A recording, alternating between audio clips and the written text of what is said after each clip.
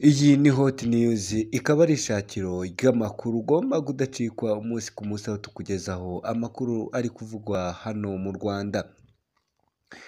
Hano mu Rwanda rero iminsi ikomeje kugenda iba myinshi aho ku munsi hagenda hatangazwa yaba ari inzego z'umutekano zitangaza abantu bagiye bitaba Imana bazize ubugizi bwa nabi.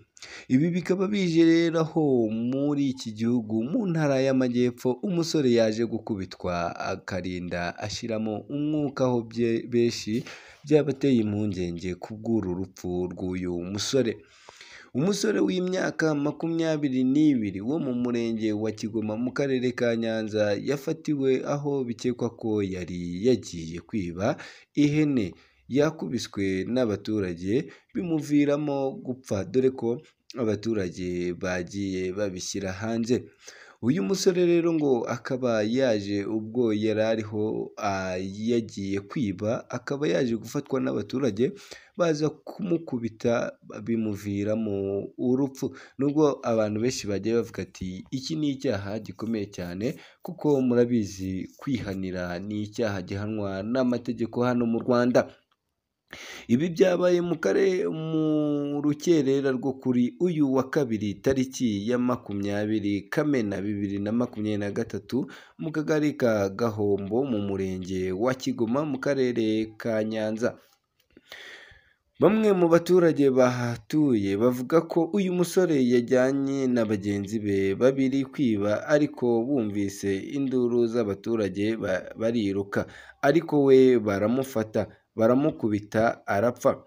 Umuyobozi w'akarere ka Nyanza Ntazinda Elazime yabwiye igihe ko uyu musore na bagenzi be bari bamaze gupfumura inzu banatwaye ihene. Yagize ati ni abantu bagiye kwiba ahantu nijoro ba nyir'urugo barabumva babyumvise bashaka kubarwanya. Biravuga ko bari batatu, babiri muri bo barirukanka ariko undi arwanya nyir'urugo noneho ahuruza abaturage. Batabaye nibwo muri iyo mirwano uwo waje kwiba yahasize ubuzima dore ko bigaragara nk'uko ngo yakubiswe cyane biteye ubwoba. Yakomeje avuga ko abaturage batihoreye ahubwo birwanyeho ubwo aba bajura babateraga. Yagize ati sinzi ko twabyita kwihanira kuko wenda iperereza niryo rizabigaragaza kuko habayeho no kwirwanaho. Yongeyeho ko iperereza ryatangiye gukorwa, aboneraho gusaba urubyiruko gukura amaboko mu mifuka rugakoraho kwishora mu ngeso z'ubujura dore ko abenshi badatinya no kuba bavuga ko aribyo bituma bamwe bagenda bishora mu bikorwa nk'ibi by'ubujura hirya no hino mu gihugu. Naho mu yandi makuru abisilamu bo mu Rwanda barenga 50 bari mu gihirahiro nyuma yo kwishyura urugendo ruberekeza i Maka. Abayisilamu batandukanye batanze amadolari arenga 6,000 kugira ngo babone viza ituma bajya gukora umutambagiro mutagatifu i Maka muri Saudi Arabia. Bari kuririra ayo kwarika nyuma y'uko bazibuze bigatuma batawitabira. Abayisilamu 85 nibo bari guhaguruka mu Rwanda berekeza i Maka muri Arabia Saudite ariko kuri 28 nibo bagiye ndetse 2 muri bo bageze i Dubai bigaragaza ko viza zabo ari impimbano biba ngombwa ko bagaruka mu Rwanda. Mu babuze viza harimo ababwiye ikinyamakuru Igihe ko byatewe n'ubuyobozi bw'umuryango w'abisilamu RMC ndetse bifuza kumenya niba bazawujyamo cyangwa bazasubizwa arenga miliyoni 7 z'amafaranga y'u Rwanda. Buri wese yatanze harimo abashinja RMC kubaka amafaranga y'umurengera kugira ngo bajye mu mutambagiro kuko basabwe amadolari 6,300 mu gihe ibisabwa bitwara nibura miliyoni 4 z'amafaranga y'u Rwanda.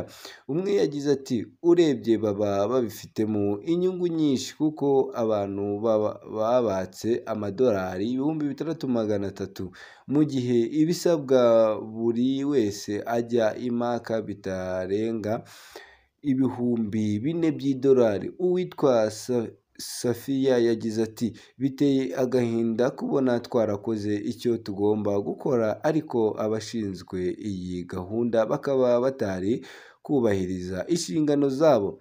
Ndasaba abashinzwe iyi gahunda ko baduha amakuru uko yaba ameze kose twayakira kubera ko turi abayisilamu bemera igeno ry'Imana. Umuyobozi w'umuryango w'abayisilamu mu Rwanda Mufti Sheikh Hitimana Salim akoresheje ubutumwa bugufi yavuze ko iki kibazo bari kugikurikirana ko bari butange amakuru mu gihe ibisubizo byaba bibonetse. Ku rundi ruhande ariko yavuze ko ibyishimo bivugwa ari ibihuha kugeza ubu umutambagiro wamaze gutangira hashize iminsi 10 abandi batangiye kugeza aho uzabera amafaranga atangwa arimo yo kwishyura hoteli ibiribwa n'ibikeneye. Amakuru ahari avuga ko ku wa gatanu ibibuga by'indege byose bizaba bifunze ku buryo nta ndege izaba yemerewe kugwa muri Arabia Saudite, bivuga ko abasigaye nta mahirwe bafite yo kugenda urwo rugendo rw'umutambagiro rw'abisilamu. Twavuga ko rero ari inkuru ikomeje kugenda ibabaza abayisilamu benshi hano mu gihugu. Indi nkuru itugezeho kano kanya nk'uko musanzwe mutumenyere hano ku ishakiro ry'amakuru kuri Hot News. Rusesabagina kera kabaye wari umaze igihe atavuga yaje kwatura aravuga, dore ko bimwe benshi baje kuvuga ati uyu mugabo imbabazi yasabye ntago zari zivuye ku mutima.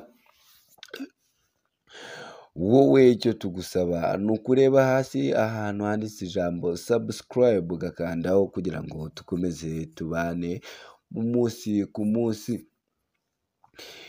Mu minsi yashize nibwo Paul Rusesabagina yaje kugira gutya aza guhabwa imbabazi na Perezida wa Repubulika y'u Rwanda Paul Kagame, ubwo uyu mugabo yarari muri gereza dore ko yari akurikiranyweho icyaha cy'iterabwoba, dore ko yari amaze imyaka igera kuri 2 afungiye hano mu Rwanda.